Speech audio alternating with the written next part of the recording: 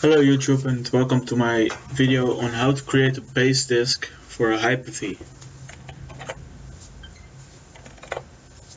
I'm gonna use those steps that I'm showing you now. First we're gonna set up and install our first virtual machine. I'm using Windows Server 2012 revision 2 because I need it for school, so I wanna make a video of it. After this, use Control Shift and F3 to go to audit mode. This is where from Windows 7 you get the Sysprep menu, so you can install all your software you want, do every settings you want to set it on, and then just generalize your system that looks like it's new out of the box. It's like an out of the box experience. I'm also going to use background info. It's just a little tool to show all your IP configurations and that kind of stuff on your main screen. This link I will put in the description so you can download it. I'm used it from school, and then we're going to use Sysprep to generalize the system. The download link, this download link is for Windows XP, because Windows XP does not have Sysprep, but you can do it the same way, but instead of using the Ctrl Shift F3 function, you just install Windows XP, put all the usernames and things in, and then put this ISO file in your computer and generalize the system. It works all the same. So let's get started. First off, we're going to make a new virtual machine. Specify a name and location. Well, I call this one base Windows Server 2012 R2, the 64-bit I'm going to use.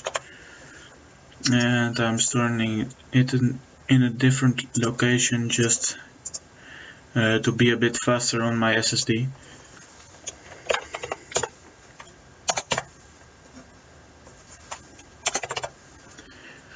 Like this. Specify generation. Generation of your base disk is very important. Generation 1 is for Windows 7 XP and below, and generation 2 you can only use from Windows 8 to 64-bit.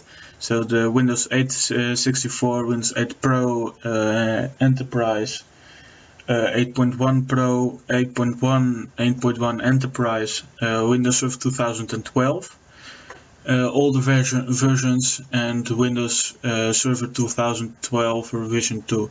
I'm gonna use generation 2 just because I have Windows Server 2012.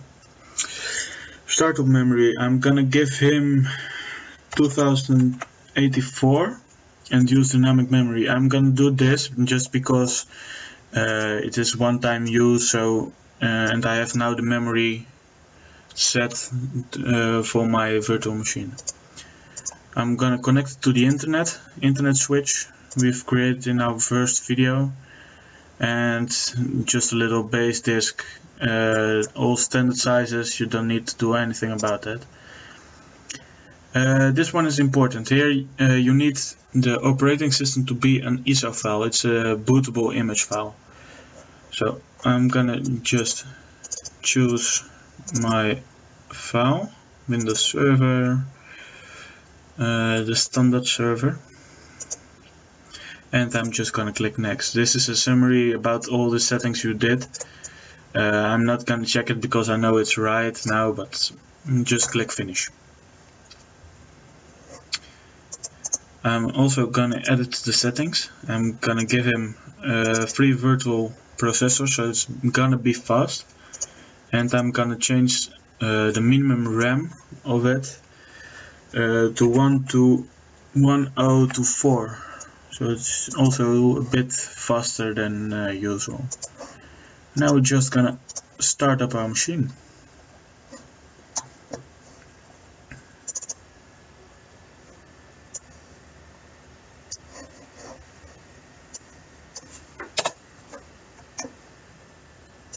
Don't forget to hit the key there, because it's sometimes a bit of tricky.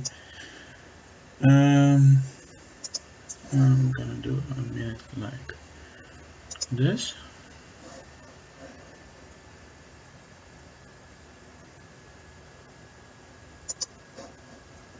And I'm gonna show this a bit more clear. Well, language to install is just English. Time and currency doesn't really matter for me, but I'm just gonna put it in Dutch. And United States International, next. And install now.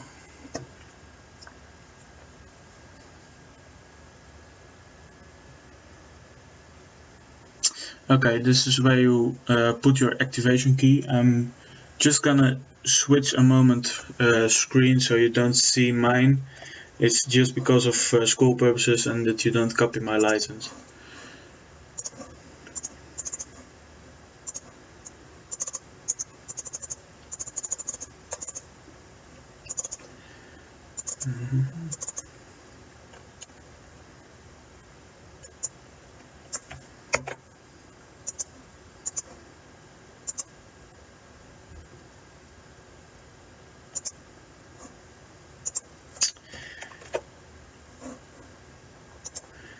Okay, and we are back. I'm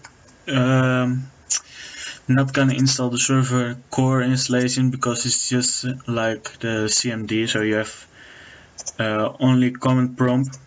Well, you will have like a screen like this and you have to do all your settings. It's useful for for security reasons, but I'm not gonna use that school, so I'm just gonna install the server with the GUI and hit next. I accept the license of terms and choose a custom installation. Here you can press enter and just let him do it himself to make all the right partitions and everything, but I like to press new and apply and hit here OK, so I'm sure of it, he made all the partitions he needs for the system. And then I'm just gonna click next. I'm gonna pause now the video and I will come back when this is finished, the installation.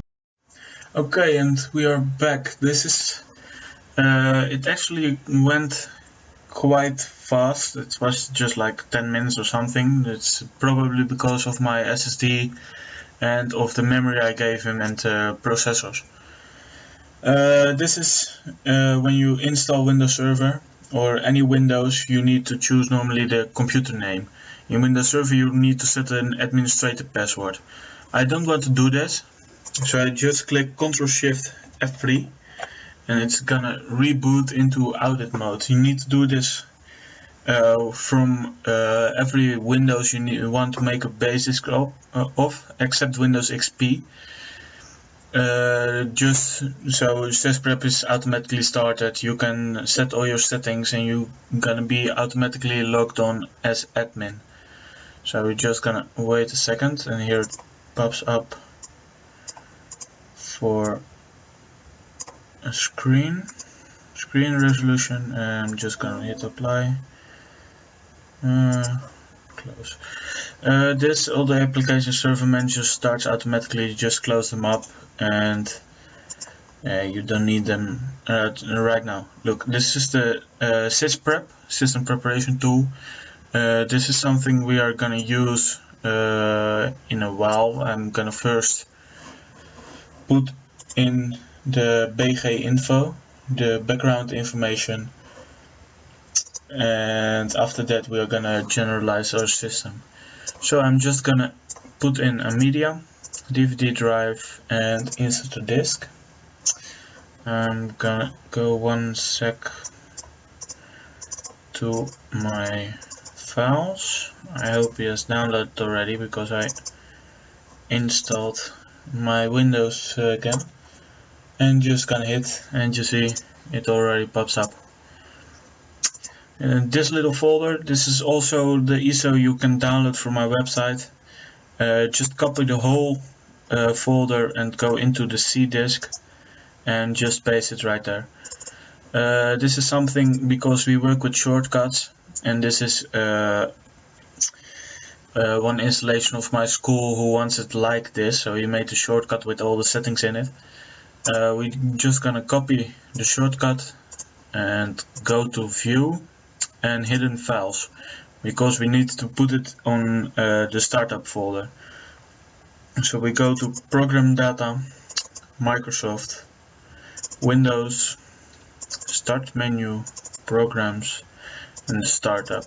And here we're just gonna paste our shortcut. I'm gonna open it now so you can see what I mean. Look, here is all the IP addresses, all my settings of my virtual PC, how much processor memories, how much free space I still have left, and everything. And just this is about it. It's not really much to create a base disk. Windows 8 and 7 you can fully update them, just in case you want to have a clean base disk. From Windows 8.1 and Windows Server 2012 revision 2 you cannot update them, so just keep that in mind. It's very easy to create a base disk for this because it's really fast. If you give him enough memory, enough processors, it's just about half-hour work. This out-of-the-box experience I'm gonna install with Sysprep. I'm gonna just check the box from Generalize, and I want to shut down, because once I've generalized my system and I boot again up my base, it doesn't go right. So put it that way. It's not good for your base disk to start again, because you cannot again use Sysprep to generalize it again. So if you want to update your base disk, you just have to create a new one, just because it's very easy, and it doesn't take a long time to make those, so I don't think it's a big problem. I just pressed OK and Sysprep is now working. After this it will shut down and I will come back for something for the base disk. I have a few things to say again. Okay, Sysprep finished its job, and now you still have here the base virtual machine. Just go ahead and delete it. Just delete. Here say yes of selected machines. Yes, I want to delete it, I'm sure of it. And we're just gonna open File Manager and go to the place where you saved your virtual machine. And here you see I saved in my C folder under base, and it creates a folder base Windows Server 2012. And you have the virtual machine that's empty and the virtual hard disk. This base, I always put my base disks on a separate folder and make them read only. So if you ever accidentally couple them to a new virtual machine, you cannot open it, so it gives an error. And just hit apply and OK. And now you can delete. Just take the base disk and put it in some folder. I will put it like here. And you can delete those files because they are empty. And that's like everything. I hope you enjoyed watching. Please subscribe, and I will put all the links, download links in the description. Thank you.